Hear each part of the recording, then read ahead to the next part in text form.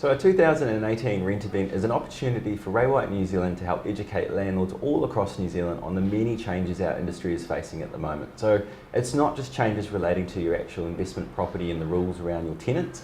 There's also many changes coming into place around the financial implications and how this may affect the return of your investment property. So today we've got Kevin Clifford here. Welcome, Kevin. Yeah, great to be here, Zach. Kevin's our head financial analyst at Ray White New Zealand. They're here to give us some information on some of these changes and how they'll affect you.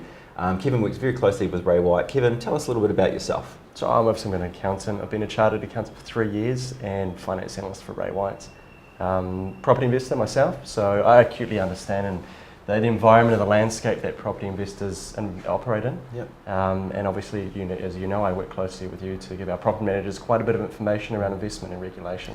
And it's really appreciated, and it's great too, because you've got this personal experience in owning an investment property yourself. You help us to sort of disseminate these changes and the information and pass the information back to our property managers so they can provide it to their landlords as well. Part of that information is our property investment guide that we have available to all landlords to grab a copy of, so make sure you ask for that, and Kevin helps us put that together. But thanks for being here today, Kevin. Now, there are so many changes on the way. Can you tell us about some of these that are on the way, how they're going to affect their landlords and what they need to be aware of? So one of the big ones is ring-fencing of tax losses. You probably read about it in the paper. So what the IRD's brought in is the fact that you cannot claim losses from your rental income against your personal income. So from the 1st of April 2019, you won't be able to offset your rental losses against your personal income. Now, do you see that affecting many of the residential property investors that we see and work with? Not really, no. I mean, the vast majority of property investors in New Zealand are actually positively geared. So it's one of those things that's just going to affect the market at the margins. It's something that's probably not been widely reported, is very important. Yeah. Is that these ring-fence losses can be offset against any future tax that, say, a Brightline test or a potential capital gains tax will bring in. Yeah. So it's important to remember that if you are negatively geared, it's just a timing issue at present. Okay, so we've got obviously this ability now, or the rules coming in around ring fencing the losses, but you just mentioned the Brightline test because that's already in place now, isn't it? Yeah, and it has been for a little while. It's one of these older ones, bit of a funny name. Last government brought in a rule that it became 5 years rather than 2, and in all but name, it's a capital gains tax on speculation. So if you own a property and you've bought it since 29th of March 2018, and you sell it within 5 years, you will generate a capital gain and that will be taxed. Now that's really important for anyone watching to kind of understand because it will affect future investment decisions. So any property purchase from now onwards, if you're going to or planning to sell that within 5 years' time of the purchase date, that's going to incur some costs? Yeah, absolutely. Regardless of what's going to happen later on, that's currently a law in place. So with this 5 year sort of limit, I know from my perspective, we manage 18,000 properties across New Zealand, and most of our landlords aren't in this short-term mindset. It's more of a long-term sort of plan. Do you see the Brightline test affecting residential landlords to a great extent? Not really, no. Again, it's a marginal legislation, so it's part of a wider package by the government, yeah. but no. Vast majority of landlords in it long term. Now, you mentioned something earlier, which is one of those sort of hoodoo topics at the moment. There's a lot of negative press around it. It may be on the way. We don't know how it looks, what's coming, but the capital gains tax. What can you tell us about that? What do you know? How will it affect landlords? What's the reality of this topic? What we really know is actually just provisional findings that came out last week. Tax working group was instigated by the government to find a fairer way to tax the country, basically. Their provisional findings were that they would recommend a comprehensive capital gains tax, and that would obviously affect things like residential property. Important to stress it is provisional findings only. The final report's not out until February next year. Yep. And the government has indicated that any recommendations won't be implemented before the next election. Okay, so we've still got some time to wait, but again, something important for landlords to be aware of. Need to educate yourself, yeah.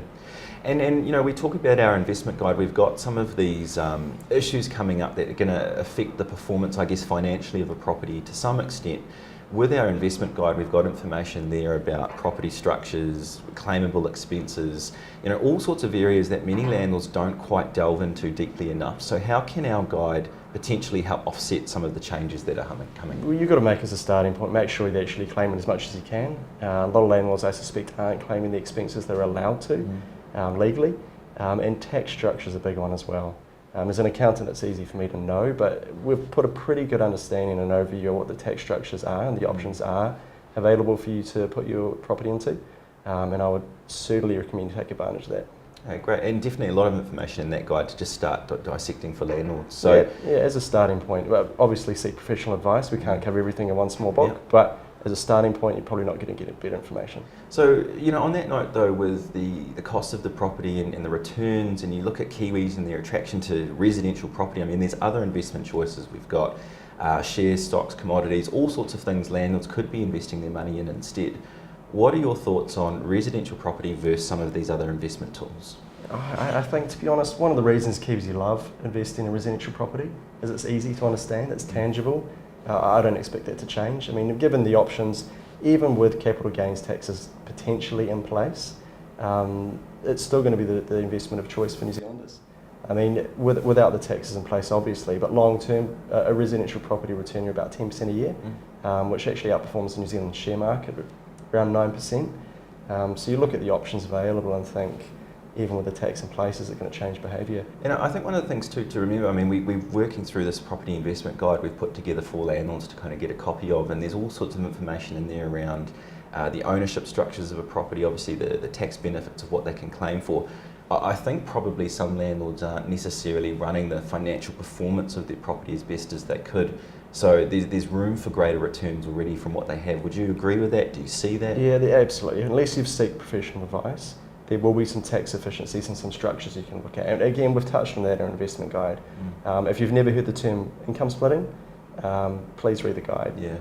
A lot of great information in there, and you've sort of raised a valid point there around the costs and sort of professional advice. So obviously we offer property management services, there's a charge for those through our offices, but for a landlord thinking about, I don't want to incur this cost, I mean, do you see a financial benefit by utilising a property manager even though there may be a cost associated with that? Yeah, obvious benefits aside, so for example, you're probably going to get a better class of tenant, look after your property better, pay higher rents. The main one is actually putting an arm's length between yourself and the tenant, make it a business transaction. They'll make it easier for you to make the harder business decisions. Well, classic example of that would be your rent increases, because a lot of private landlords may not be comfortable doing that on an annual basis to market level because they have that relationship with the tenant. And we see that all the time, don't we, with properties that haven't had the rent touched for 5 or 6 years. Absolutely. You want to take the emotion out of it. It is an investment decision, so a property manager helps you manage that risk. And so what about the real costs for a landlord of the property management fees and some of these other charges that might come into play with professional assistance? I mean, that's all fully tax deductible. So if you actually use a property manager, you've got to remember their fees are tax deductible. Really, the cash effect on you is about 2/3. And what we see too, I mean, we manage 18,000 properties across New Zealand. We do take on a lot of properties from private landlords when there are issues, and quite often we'll see our work with getting the property back up to standard and getting it to a market level rent and better quality tenants and all the rest of it. These landlords do see a return that it gets improved. They start earning more money from their property anyway. They do. I mean, we've looked at this, and basically if you have a managed property, it's a better return on an investment than an unmanaged property. Higher rents, better tenants, less maintenance, and at the end you'll have a better quality property to sell. But hey, look, Kevin, thank you so much for coming along today. Really great information for all our landlords. Again, I recommend all of you please request a copy of our landlord investment information guide. Plenty of details in there around some of the issues we've been talking about, as well as advice on where to seek more professional feedback if you need to. Thanks for being part of our 2018 Rent event.